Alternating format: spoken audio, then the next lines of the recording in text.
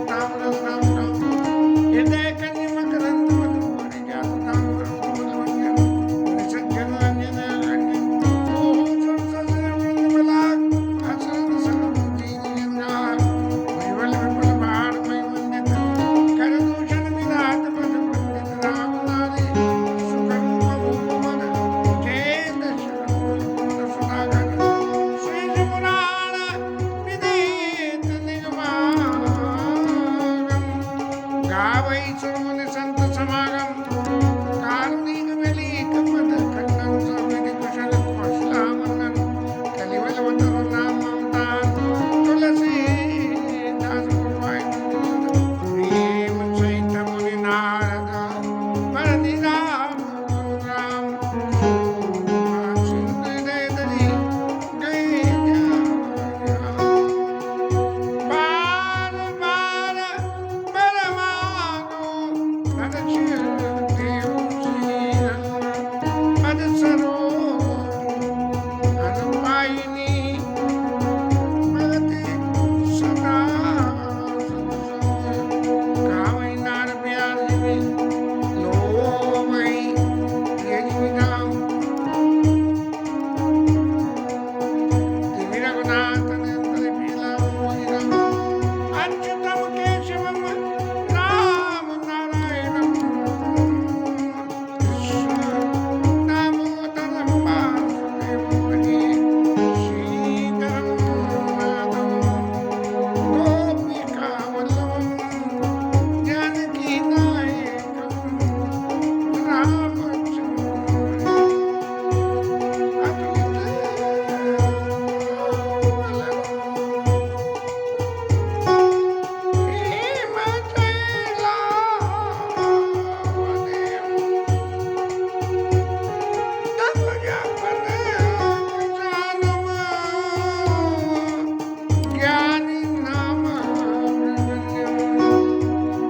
सकल गुण निधानम वानराणामधीशं रघुपति प्रिय भक्तम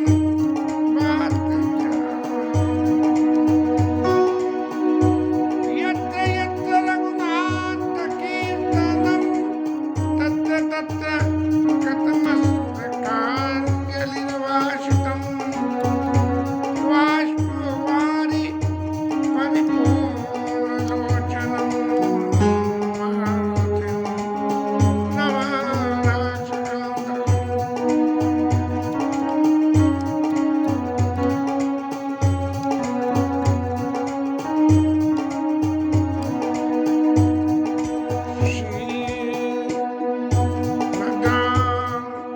चंद्राय नमः श्री राम भद्राय नमः श्री सीता रामाय नमः देखे थल तीरथ सकला भरत 5 दिन मान कहत सुनत हरिहर सुयस गय दिवस वही सांझ। चित्रकूट की पवित्र भूमि के दर्शन करके भरत जी महाराज ने 5 दिन का समय प्रभु के चरणों से अंकित धरती के दर्शन करने में निकाला और फिर भगवान के गुणों की चर्चा हरिहर के श्रेष्ठ की चर्चा करते हुए विश्राम किया और फिर आज अंतिम बैठक मीटिंग कहना चाहिए ये शुरू होने को है और इसमें सुबह नहा के सब लोग जुड़ गए। अब जैसे आमतौर पर मीटिंग में होता है एक एंकर होता है वो बात शुरू करता है और बाकी लोग अपने अपने मत व्यक्त करते हैं जैसा जिसको एंकर मौका देता है। लेकिन यहाँ इस सभा में एंकर कोई नहीं है। इस सभा में सब लोग जुड़ गए और जुड़ने के बाद में बैठे हुए एक दूसरे की तरफ देख रहे हैं।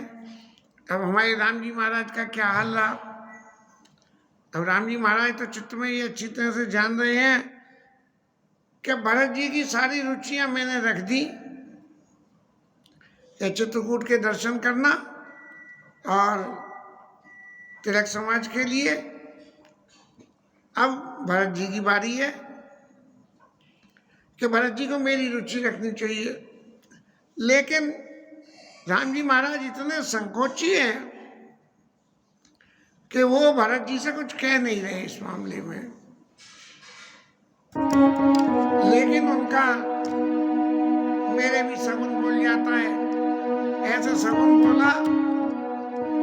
और राम जी चाह रहे हैं कि आज भरत जी यहाँ से विदा ले लें और मैं कुछ कहूँ, लेकिन मैं कहूँ तो कहूँ कैसे।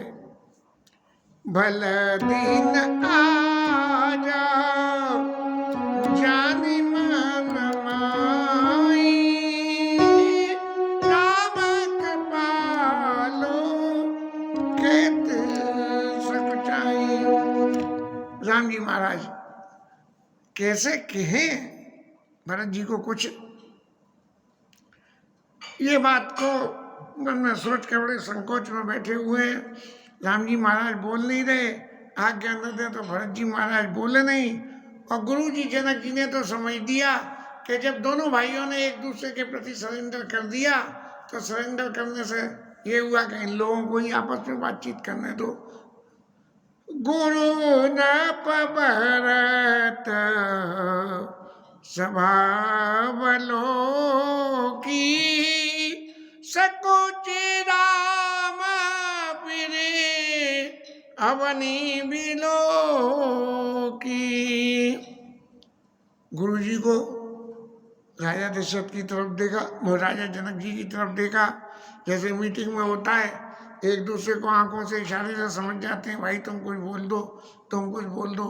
तो ऐसे एंकर तो कोई है नहीं जो हाल वो दे दे कि हाँ सर आप बोलिए, आपका क्या कहना है। लेकिन राम जी उनकी तरफ देख रहे हैं और फिर धरती की तरफ देख रहे हैं। भगवान के स्वभाव को देख के सब लोग कहते देखो ये कुछ कहना चाह रहे हैं लेकिन फिर भी नहीं कह रहे हैं। इसलिए शील सराय सबा सब सोची, भगवान के शील के स्नेह की सराहना करते हुए सारी सभा सोचने लगी कि देखो इनके बराबर। अब सब कुछ राम जी ने कह दिया, भरत जी की सब इच्छा पूर्ति कर दी।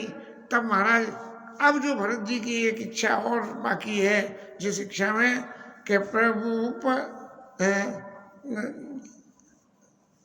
कि मेरे को जो है वो प्रभु अपने मुख से आज्ञा दे। हालांकि अप्रत्यक्ष रूप से कह दिया, बाटी विपति सबई मोई बाई, तुम्हें अबद लगी बड़ कठिनाई। लेकिन फिर भी जब तक राम जी महाराज भरत जी को ये आज्ञा न दें कि भरत जी महाराज आप अयोध्या के लिए प्रस्थान करिए, और इस शील में राम जी कुछ कह नहीं पा रहे हैं, गुरु जी की तरफ देख रहे हैं, जनक जी की तरफ देख रहे हैं, सब लोग सोच रहे हैं कि देखो कि कितने संकोची हैं। और तभी जब भरत जी महाराज ने ये देखा, राम जी ने कहा था ओढ़िए हाथ आसन उनके दाए के वज्र का जब प्रहार हो तो हमारे हाथ रोक लेते हैं, हो कुठाए कुबंधु सुहाए। कैसा भी भाई हो, अपना बुरा से बुरा हो, लेकिन जब प्रहार होता है तो भाई भाई के काम आता है। यहाँ पिताजी के वचनों की रक्षा करने के लिए हम दोनों भाई अपनी अपनी स्थिति में अटल डिगे हुए रुके हुए हैं। इसलिए भरत जी महाराज तुरंत समझ गए और उन्होंने बड़ी सभा के बीच में जो है सभा को ढोक डंडौत लगाते हुए और करे दंडवत कहत कर जोरी, राखी नाथ सकल रुचि मोर। प्रभु ने तो मेरी सारी इच्छाएं पूर्ति कर दी, अब मेरी वजह से सब लोगों ने दुख सहा। इच्छा मेरी पूर्ति हुई तो सबसे पहला सिद्धि तो मुझे मिलनी थी, और मुझे सिद्धि मिलने के लिए सब लोगों ने जो है तकलीफ पाई। और बहुत भांति दुख पावा, महाराज आपने भी बड़ी तकलीफ पाई। तब राम जी महाराज ने तकलीफ तो क्या पाई, तकलीफ तो एक ही बात थी कि भरत के श्रेय के आगे मैं इतना बौना हो गया कि मैं भरत को आज्ञा भी न कर पाऊं। और भरत बिना ऐसे सेवक है, बिना आज्ञा के वो कुछ करेंगे नहीं। इसीलिए ये बहुत भांति दुख पावा आपू। महाराज आपने भी तकलीफ तो पाई, अब महाराज आप एक तकलीफ और पा लो जब इतनी पाई है। अब गोसाई मोई देव रजाई। राम जी के संकोच को देख के भरत जी महाराज चित्त की बात को पहचान गए और स्पष्ट रूप से राम जी के सामने कह दिया कि प्रभु अब मुझे आज्ञा दो। बोले आज्ञा क्या दो? बोले एक ही आज्ञा कि सेवा अवधि अवध पर जाई। ये 14 साल की अवधि के लिए मैं जाके इस अयोध्या का सेवन करूं, ये आज्ञा आप मेरे को दो। और इसके संग में महाराज एक चीज और दे देना, जय पाय पुण्य पाय जना के दीन दयाल सो सिख देय अवध लगे कौशल पाल। मैं अयोध्या जाके अयोध्या का अवधि के लिए सेवन करूं, लेकिन मुझे कुछ थोड़ी सी ऐसी रास्ता भी बता देना कि जिसकी वजह से मैं आपके चरणों के पुनः दर्शन कर सकूं। मैंने एक ऐसा आधार दे देना कि यदि अवधि की समाप्ति पे आपके चरणों के दर्शन न हो तो मेरा दुर्भाग्य क्या हो, ये इसके लिए रास्ता भी अभी बता देना। सो सिख दे ये अवध लगे कौशल पाल कृपाल। ये सिर्फ 14 वर्ष के लिए ये आप शिक्षा दीजिए, और उससे ज़्यादा की शिक्षा की तो जब आप यहाँ पधारोगे तब तो आपसे नित्य समागम होगा और शिक्षा लेते रहेंगे। अब पुरजन परी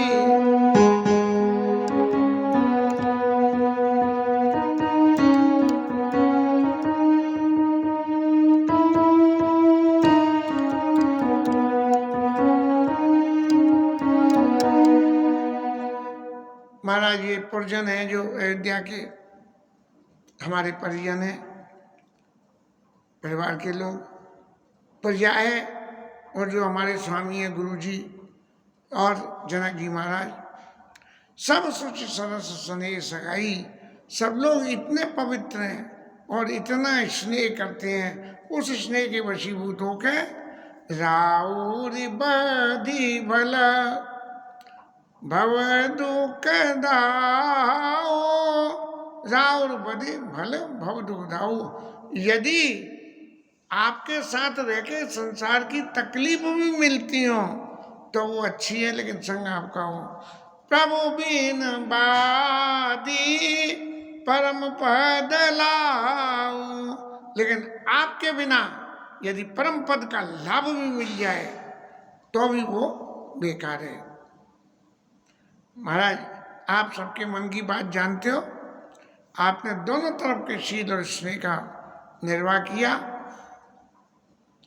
मुझे इस बात का पक्का भरोसा है कि जब मैंने 24 तंच शुद्ध संकल्प ये लिया कि प्रभु की आज्ञा मानने से ही मंगल हो सकता है। अब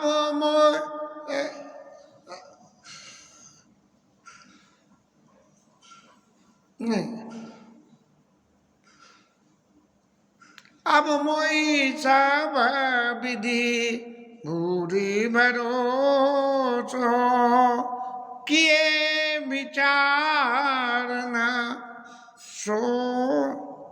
सोच खरोसो। भला विचार कर लो तो फिर कोई तकलीफ वाली बात नहीं होती है। ये चित्त में मेरे भरोसा आ गया, मैंने भला विचार कर लिया, लेकिन मेरी आर्तता, मेरी इस तकलीफ को कि मैं क्या करूँ, ये जीवन में पहली बार एक्सपोज में आने का मेरे को नंबर आया। मेरे को कभी तजुर्बा ही नहीं था, प्रभु की छाया में ही पलता रहा था, तब मैं कैसे करूँ। इसलिए दो मिले की ना धीट मो, आपकी कृपा ने और मेरी आर्तता ने मुझे ढीठ कर दिया। अब भरत जी महाराज के विचारों की तुलना करें कि विचारों में कितनी शुद्धता है। ढीठता शब्द तो गलत काम करने वाले के लिए इस्तेमाल होता है, लेकिन भरत जी अपने आप के लिए भी ढीठ शब्द का प्रयोग करके कह रहे हैं सब मिलकीन ढीठ मोह, मेरे में ढीठता ला दी कि मैं बार बार प्रभु से कहूँ, बार बार प्रभु से कहूँ कि आप मुझे आज्ञा दो, आप मुझे आज्ञा दो। तो प्रभु ये जो मेरा दोष है, जो मैं बार बार आपसे कहना चाहता हूँ, ये दोष खत्म हो जाए। या बड़ दोष दूरी कर स्वाम, तजी सकोच सिकैया। महाराज ये दोष कैसे दूर हो? ये मेरी ढीठता कि मैं बार बार आपको आश्रित इतना हो जाऊं कि आपके कहीं भी ना पत्ता भी नहीं हिले, तो ये और फिर मैं बार बार कहूँ कि महाराज आज्ञा करो, आज्ञा करो। तो महाराज ऐसी मेरी इस ढीठता को क्षमा करके और मुझे जो है संकोच छोड़ के कि ऐसी परिस्थितियों में मुझे क्या करना चाहिए, तो संकोच सीखिए अनुगामी, मैं आपका अनुगामी हूँ, इसलिए संकोच छोड़ के आप जो है मेरे को ये शिक्षा दीजिए। और भरत विनय सुने सबई प्रशंसी, नीर क्षीर विवरण गति अंसी। भरत जी की इन बातों को सुन के भरत जी को उपमा दी गई कि भरत हंस रविवंश तड़ागा, जन्म कीन गुण दोष विभागा।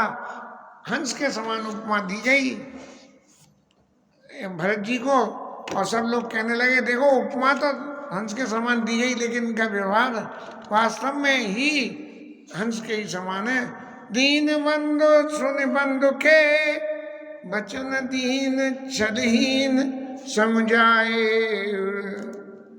दीन बंधु सुन बंधु के, बचन दीन छलहीन, और देश काल अवसर सरिस बोले राम प्रवीण। अब राम जी का नंबर आया, राम जी महाराज बोले, और क्या बोले? बोले उस वक्त जो कहना चाहिए था। अब नीति की बातें खत्म हो गई, नीति के हिसाब से दोनों भाइयों ने समझौता कर लिया, तो अब नीति की बात नहीं करनी, अब समझाने की बात करनी है। तब राम जी महाराज ने कहा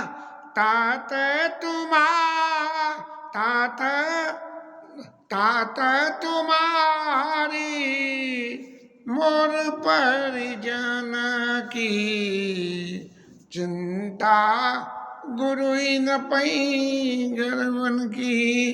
महाराज मेरी और तुम्हारी दोनों चिंता करने को राजा जनक और गुरु जी मौजूद है। वन में मैं रहूं तो भी वो चिंता करेंगे, और अयोध्या में तुम रहो तो भी वो चिंता करेंगे, सारा भार उनके ऊपर है। और हमारे सिर के ऊपर में राजा मिथिलेश विराजमान है, तो हमें तो तुम्हें कोई क्लेश होने की बात ही नहीं है। तो तुम जो मन में कह रहे हो कि वो मुझे सिखाओ कि मैं क्या करूं, तो सीखने की कोई जरूरत नहीं है, बस उनको अपना बड़ा मान लो।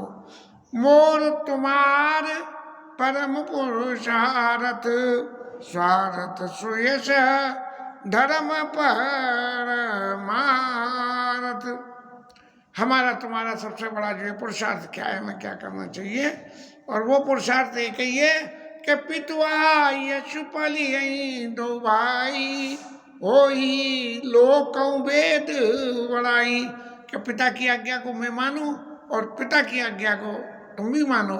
जब दोनों भाई पिता की आज्ञा को मानेंगे तो इस लोक में और परलोक में और वेदों में सब जगह बड़ाई बड़ाई मिलेगी, इसमें कोई दोष भी नहीं मिला। क्यों कि मातु पिता गुरु स्वामी सिखा। लक्ष्मण जी को जब वन चलते वक्त उपदेश, सिर धर करिय सुबाय, और लय लाभ तिन जन्म को, न तर जन्म जग जाए। माता पिता और गुरु जी की स्वामी की वाणी को सिर पे धारण करके अनुचित उचित का विचार नहीं करना, शिरोधार्य करके, और जिनने ऐसा करा उनने इस पृथ्वी पे जन्म लेने का फल पा लिया। इस तरह से अस विचारी सब सोच भी आई, अस विचारी सब सोच भी आई, पालो अवध अवधि बढ़ जाए। इस पर आज्ञा राम जी ने दे दी कि जाओ अयोध्या को 14 साल की अवधि के लिए पालो, उसकी केयर टेकिंग करो। और जो परिवार के बड़े गुरुजी सब हैं, इनकी चरणों की कृपा से, इनके चरण रज की कृपा से कोई भी बात की तुम्हें तकलीफ नहीं होगी। सो सिख देही अवध दगे कौशल पाल कपाल। महाराज राम जी ने शिक्षा दी कि अपने आप को अधिष्ठाता उसके राजा मत मान लेना। राजा तो जो होगा वो होगा, लेकिन आज्ञा गुरु जी की और जनक जी की मान के इनकी जो काम करोगे तो तुम्हें कोई तकलीफ नहीं होगी। ये शिक्षा हो गई। और तुम मोने मात सचिव सिख मानी। और तुम्हें आचरण क्या करना है कि माता जी के मंत्रियों की तुम मुनि मात सचिव सिख मानी, इन 3 लोगों की शिक्षा मान के और प्रजा का पालन करना और राजधानी का सेवन करना। ये प्रेम की वशीभूत ऐसी स्थिति हो गई कि जिन तीनों का नाम राम जी महाराज ने भरत जी को उपदेश में लिया, उन तीनों ने इससे आगे कुछ भरत जी को आज्ञा देने की गुंजाइश ही नहीं रही। और भरत जी को, गुरु जी को ये कहना पड़ा, समुझब कैव करब तुम जोई, धर्म सार जग होई सोई। तुम भरत जी महाराज जो कुछ भी करोगे, जो समझोगे, समुझब कैव कहोगे, वही धर्म का सार बन जाएगा। और सबसे बड़ी बात क्या है, ये राम जी का आशीर्वाद हो गया। और राम जी ने जो कहा कि मुखिया मुख सो चाहिए, कान पान कहूँ एक, और पालई पोसई सकल अंग, तुलसी सहित विवेक। विवेक के साथ में जैसे मुख खाता तो खुद है, अपने पास कुछ नहीं रखता, सब अंगों को बांट देता है, ऐसे ही राजा को भी जो है मुखिया की मुख की तरह से होना चाहिए कि चाहे सब माल मत्ता सब अपने पास में रहे, लेकिन वो सब प्रजा की सेवा के लिए रहे। आजकल जैसा हो रहा है कि राजा जो है अपने उपभोग में कैसी कैसी चीज़ें ले रहे हैं, इस बात की कोई सीमा नहीं है, जो भी कुछ है। और यहाँ तक भी हो गया कि राम जी ने तो दिया मुखिया मुख सो चाहिए, लेकिन यहाँ के राजा क्या कह रहे हैं कि 12 आने में खरीदो और 1 रुपये में बेचो। भरत जी को ये शिक्षा मिली थी। भगवान जाने यानी कौन सी रामायण में ये शिक्षा लिखी हुई है, मैंने खुद टीवी पे अपने कानों से सुना था। जो भी कुछ है ये राजनीति का सौदा ही ऐसा है, लेकिन राम जी की आज्ञा के अनुसार यदि आप चलोगे तो चले कुमक पर ही न खा ले, कैसे भी गलत रास्ते में भी चल देना, लेकिन अपने से बड़ों की आज्ञा और शिक्षा मान के यदि चलोगे तो पैर में पड़े हुए छाले भी आपको किसी तरह की तकलीफ नहीं देंगे। इसके साथ में ये कथा विश्राम।